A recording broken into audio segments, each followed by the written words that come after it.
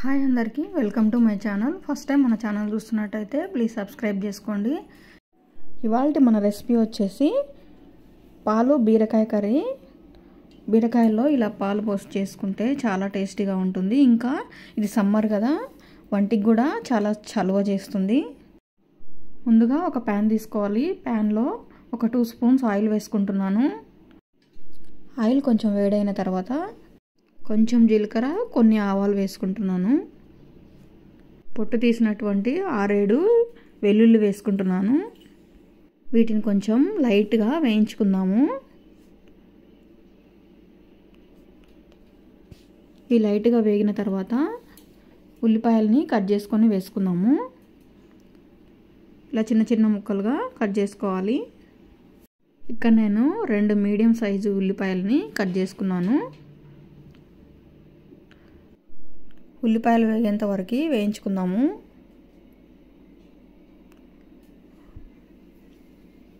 ఇప్పుడు కొంచెము 1/2 స్పూను పసుపు వేసుకుంటున్నాను.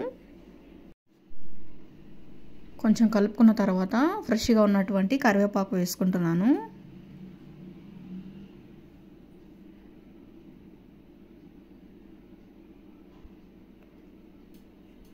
మొత్తం ఇలా కలుపుకున్న తర్వాత ఇప్పుడు బీరకాయ ముక్కల్ని వేసుకుందాము. బీరకాయలని కట్ చేసుకునేటప్పుడు కొంచెం తిని చూస్తే చేదుగా ఏమైనా అనిపిస్తే వాటిని తీసేయచ్చు.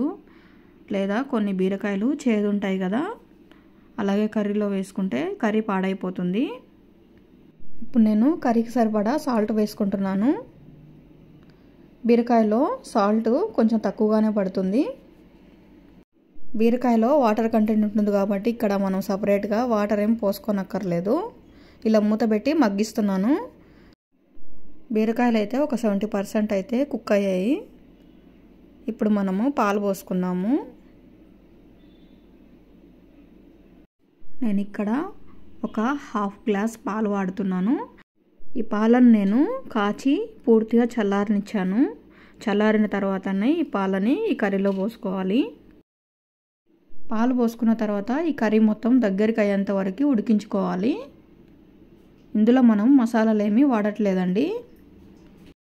మూత పెట్టుకొని 2 నిమిషాలు ఉడికిద్దాము. కర్రీ అయితే రెడీ అయిపోయిందండి. ఇప్పుడు టేస్ట్కి సరిపడా కారం వేసుకుందాము. నేను ఇక్కడ 1 స్పూను కారం వేసుకున్నాను. కొంచెం ధనియాల పొడి వేస్తున్నాను.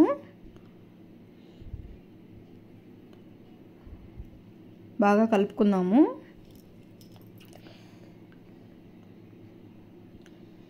కారం వేసుకున్న తర్వాత 1 నిమిషం ఉడికించుకుంటే సరిపోతుంది.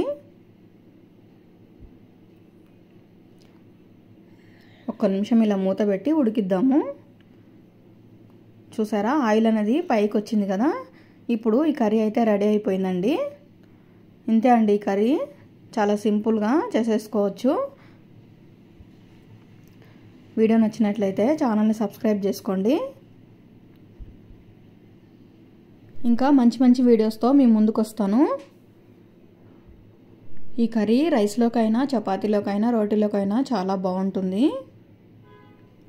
వీడియో నచ్చినట్లయితే వీడియోని లైక్ చేయండి. ఇంకా మంచి మంచి వీడియోస్తో మీ ముందుకు వస్తాను. ఇంతే అండి వీడియో. మరొక వీడియోతో మళ్ళీ కలుస్తాను.